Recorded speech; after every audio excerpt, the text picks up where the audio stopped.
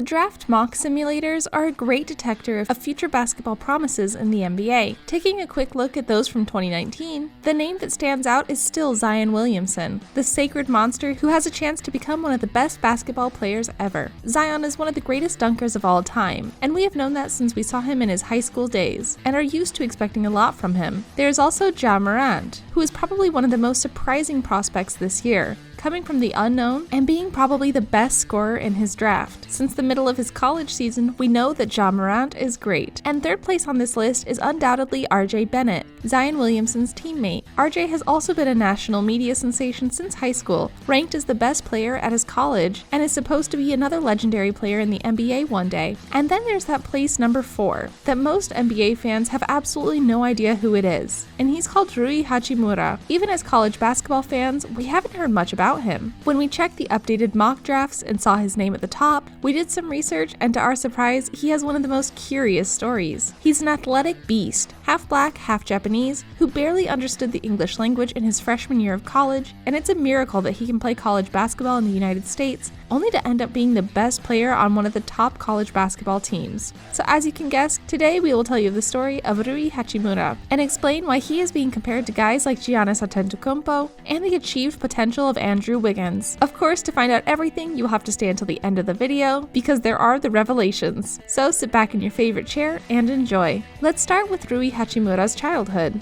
As a child, Rui was passionate about baseball, a much more popular sport in Japan, so he stayed with it for a long time. Then came his obsession with American culture by watching American movies and asking his parents to buy him hamburgers and pizza. When he traveled to New York City, he saw the basketball courts on almost every block and was intrigued by all that essential part of American culture. However, Rui continued to avoid basketball until one day at the age of 13, he was talking to one of his classmates, and for some unknown reason, this boy was telling Rui, "You have to play basketball." Rui continued to refuse, to the point of becoming upset, until one day he gave in and decided to try that basketball thing. To his surprise, his coach told him he would be an NBA player someday, and honestly, we would all have been surprised to be Rui. There have been only 3 Japanese players playing in the NBA fields, and only one has been selected. Right now, the only one of Japanese descent is Uta Watanabe, and he is currently averaging just over 2 points per game this season. This was just one of the many factors that led him to doubt not only Rui, but the community and even his friends. When I was a kid and traveling to New York City, a place so far away from my hometown in Japan and so different from home, I felt at home. In Japan, it was common to feel discriminated against as the son of a Japanese mother and African father, while in New York, no one ever stopped to look at him, because being discriminated against and labeled as part of a different group throughout his childhood was something he had to get used to. In Japan, a racist word is used to identify a mixed person, called hafu, in order to ridicule them. When he started competing for his high school team, it was rare that he was not discriminated against for this very reason. During the games at the end of high school, Rui had led his squad in a national title game, where they would lose, but was good enough to be noticed by an elite private high school. As he continued to play and travel all over Japan, he felt very watched. Quote, "They look at me like I'm a fucking animal," end quote. Anyway, Rui finished his high school career with 3 consecutive national championships. Now, Rui Hachimura was invited to participate in the FIBA tournament, where his Japanese squad would take 3rd place thanks to him. Because he took on the best recruits in the United States, including Jason Tatum and Josh Jackson, he scored 25 points against them and averaged 23 points per game throughout the tournament, was ranked as one of the top international players by ESPN, and really started intriguing college teams, especially Gonzaga, because after the FIBA tournament, his coach told Rui that a Gonzaga's assistant had tracked down his email address just so he could have a chance to recruit Rui.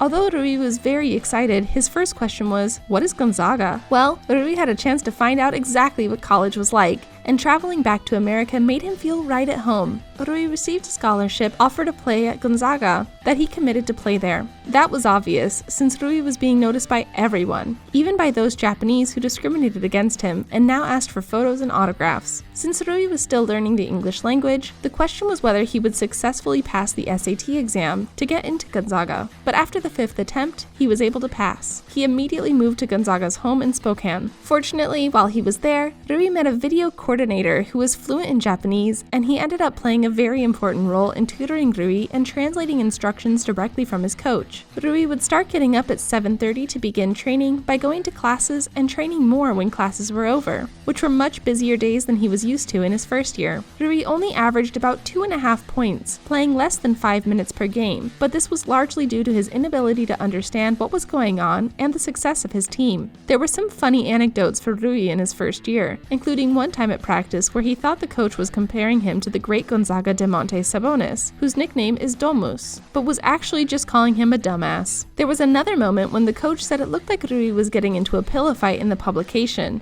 and as Rui was grateful for the compliment, his coach had to inform him that it was more of an insult. This first year for Rui was a great learning experience, but it played a very important role in his overall development. The second year, the development really started to work both on and off the court, playing against Zach Collins, and practice really started to benefit as his English was a little better. This is because he started learning the lingo of his teammates and listening to rap music. Despite this, when Rui nodded when he was listening, his coach said that he had no idea what was going on. But this year, everything improved, and it was seen on the court since Rui worked as a sixth man now and was racking up 12 points per game and about 5 rebounds, while barely playing 20 minutes per game. And this was good enough to have his draft stock around the end of the first round. But Rui thought another year in college would do him justice. Throughout his time in college, Rui had a teammate who was also a foreigner, Killian Tilly, who often used the term lit. And eventually Rui understood the word and began using it in almost every sentence. Together they watched NBA movies and games, cementing the bond.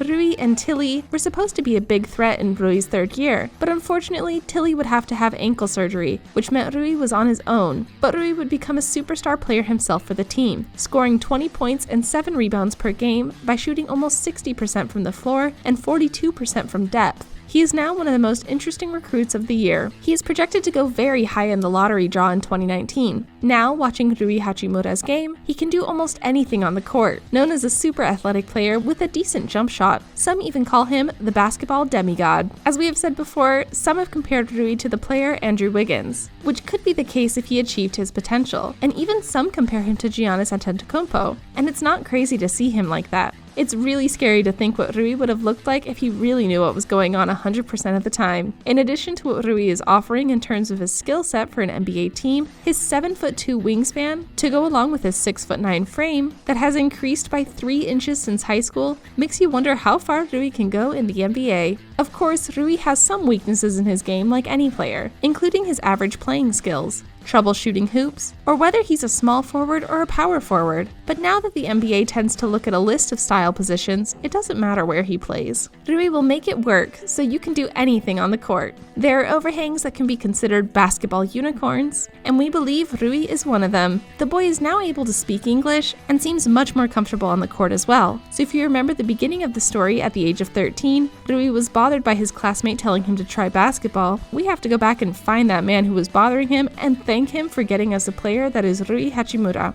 the boy who grew up in a place that made him feel like he was unaccepted and always out of place, and became one of the best players in this year's draft. We don't know what you think about Rui, but we think he'll be a very special player in the NBA someday, and we hope that when that happens, you'll think you could have been a fan of this guy before he became a superstar. Did you enjoy the video? Well, if you did, we're going to ask you to leave us a like, subscribe to our channel, and if you're one of the eager viewers who want to know when there's new material, hit the bell so we can let you know when a new video is posted. We upload material from Monday to Friday, so we'll be waiting for you to enjoy the next video.